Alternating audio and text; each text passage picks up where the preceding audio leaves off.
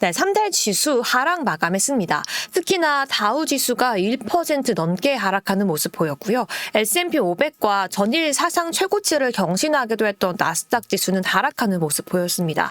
그 안에서 가장 큰 원인을 국채 수익률 급등이라고 시장은 이야기하고 있는데요. 일단 미증시는 고금리 장기화 우려 속에서 하락하는 모습 계속 보여줬고요. 또 간밤에는 연준 베이지북도 공개가 되었습니다. 그 내용의 키워드를 꼽아보자면 미국 경기는 이상 과열이다라고 평가하기도 했고요.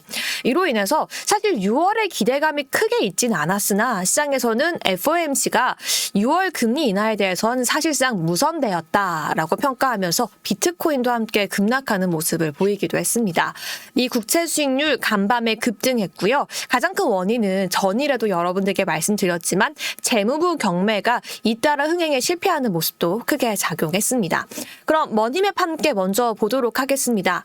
일단 가장 크게 이 적색 색깔을 많이 띠고 있는 종목들이 크게 눈에 띕니다. 전일과는 사뭇 다른 모습 보여주고 있고요. 특히나 전일 같은 경우에는 엔비디아를 중심으로 반도체 섹터가 상승하는 모습을 보여주기도 했었는데요. 그럼에도 불구하고 오늘은 반도체 섹터 전반적으로 상승하지 못하는 모습이었습니다. 사실 엔비디아를 제외하고서는 누가 상승했나라고 찾아봐도 찾아보기 어려운 시간이었는데요. 그 안에서도 저희가 좀 눈에 띄었다라고 하는 동그라미를 두 개 쳐봤습니다. 엔비디아 그리고 애플이었네요. 그러면 섹터별로도 함께 보겠습니다. 사실 조정을 받았던 하루였기 때문에 전 섹터가 하락 마감했다라고 볼 수 있을 것 같고요. 그래서 이 하루의 섹터표가 아니라 일주일치 섹터표를 다시 한번 들고 왔습니다. 아래 보시면 그래도 일주일치를 산정해 봤더니 기술주가 엔비디아의 상승에 힘입어서 올랐더라라고 평가할 수 있을 것 같습니다. 그럼 시장 이슈들 하나씩 짚어보도록 하겠습니다. 가장 먼저 베이지북이 나왔습니다. 이름은 베이지북, 이 커버가 베이지색이라서 베이지북이라고 부르지만 5월 경기 동향 보고서죠. FOMC가 있기 2주 전에 공개를 하는데요. 요약을 해보자면 이렇게 얘기할 수 있을 것 같습니다. 미 연준은 미국 경제가 완만히 성장해 가고 있다. 그리고 앞으로의 전망은 낙관적에서 비관적으로 톤을 바꿨다라는 부분에 우리가 요약해 볼 수 있을 것 같은데요. 이 미국 내에서 12개 지역 연은은요. 담당 지역 대부분 지역에서 소폭 내지 다소 완만한 성장세가 이어졌다라고 평가하고 있습니다. 이로 인해서 미국에서는 FOMC 6월 금리 인하 사실상 무산되었다라고 평가하고 있고요.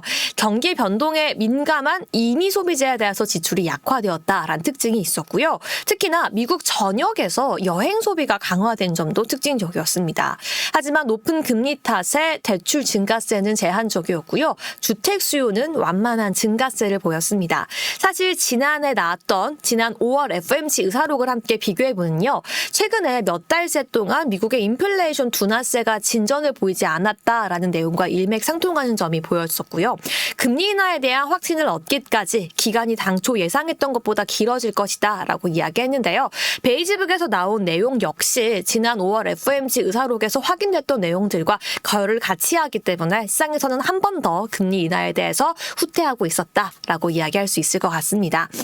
일단 이로 인해서 국채 금리도 굉장히 급등하는 모습 보였습니다. 베이지북에 대한 내용도 있겠지만 전일 또 오늘 새롭게 얘기할 수 있는 국채 입찰률이 계속 응찰률이 부진했다라고 얘기할 수 있을 것 같은데요.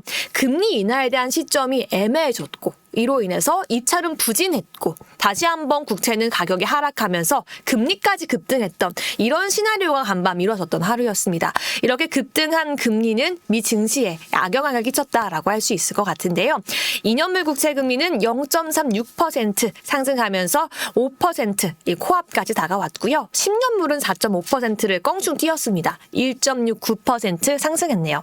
일단 미국채는 2년물, 5년물, 7년물 장기 입찰 규모는 지난달부터 역대 최대로 늘어나 있긴 한데 어쨌든 연준 금리 인하 시점이 애매하고 불확실하다라는 게 이 응찰률 수요 부진에 있어서 불안 요인으로 작용했고요. 여기에 더해서 국채 금리도 급등했지만 대표적인 안전 자산으로 꼽히는 국제 금값 역시 장기 금리 급등세에 하락하는 모습까지 확인할 수 있었습니다. 유가도 함께 살펴보도록 할까요? 사실 유가는 한 일주일 동안 같은 기조를 이어가지 못하는 듯한 모습 보여주고 있습니다. 변동성을 심하게 보여주고 있는데요. 사실 지난 3거래일 동안 유가가 계속 상승하는 상승 기조를 보였다라면 간밤엔 다시 한번 3거래일 만에 하락 반전하는 모습 보였습니다. 결국에는 미국의 고금리가 장기화될 것을 우려하면서 국제 유가는 1%가량 하락한 건데요. WTI도 1% 가까이 하락하는 모습, 두바이유도 1.08% 하락하는 모습 보였습니다. 결국에는 고금리 장기화 우려, 또 차익 실현 매물까지 함께 출회가 되었고요. 가장 큰 원인은 금리 인하 시기가 불투명하다라는 거겠죠. 9월에 대해서도 한번 하지 않을까라고 생각했던 기대감이 11월, 12월까지 미뤄지고 있는 상황 속에서 미국 원유 수요 감소 우려까지 불거지고 있긴 한데 1% 하락폭에서 멈췄다라는 내용도 있습니다. 하락폭은 좀 제한적이었다라는 내용이 있었는데요. 일단 오는 6월 2일에 오펙 플러스에서 이 자발적 감산 예상액을 이 하락폭을 계속해서 좀 이어갈 것이다라는 우려감도 더해져 있고요. 그리고 어쨌든 지금 5월에서 6월, 7월 넘어가면서 드라이빙 시즌으로 인해서 미국 전역에서 원유 수요가 증가하지 않을까라는 예상과 함께 이스라엘, 전일, 지정학적 리스크까지 함께 부각되는 모습이 나오기도 했습니다. 그럼 마지막으로 반도체 섹터 함께 짚어보도록 하겠습니다. 말 그대로 엔비디아만 상승했다라고 할 수 있을 것 같은데요. 하지만 시장을 이렇게 평가하고 있습니다. 엔비디아도 끌어올리지 못했던 간밤의 시장이었다라고 이야기를 하는데요. 엔비디아만 상승했지만 1% 이하로 상승했습니다. 0.81% 상승했고요. 전날에 큰 폭으로 올랐던 ARM도 4% 가까이 전날 상승분의 절반 정도를 반납했고요. AMD 4%가량 하락, 마이크론 테크놀로지도 3% 중반대 하락, 인텔도 3%가량 하락하면서 필라델피아 반도체 지수는 1.85% 하락 마감했습니다. 그럼에도 불구하고 엔비디아에 대한 내용은 계속해서 들려오고 있는데요. 엔비디아 주가가 1,100달러도 돌파하면서 이 시총의 애플의 턱밑을 추격하고 있다라는 내용까지 들려왔습니다. 여러분들이 가장 궁금해할 것 같아서 이 내용을 가지고 왔는데요. 젠슨 황 CEO가 이로 인해서 억만장자 순위 15위까지 올라섰다라고 하고요. 지난해 6월에 엔비디아가 시총 1조 달러를 돌파를 처음 했고요. 지난 2월에 2조 달러를 돌파했습니다.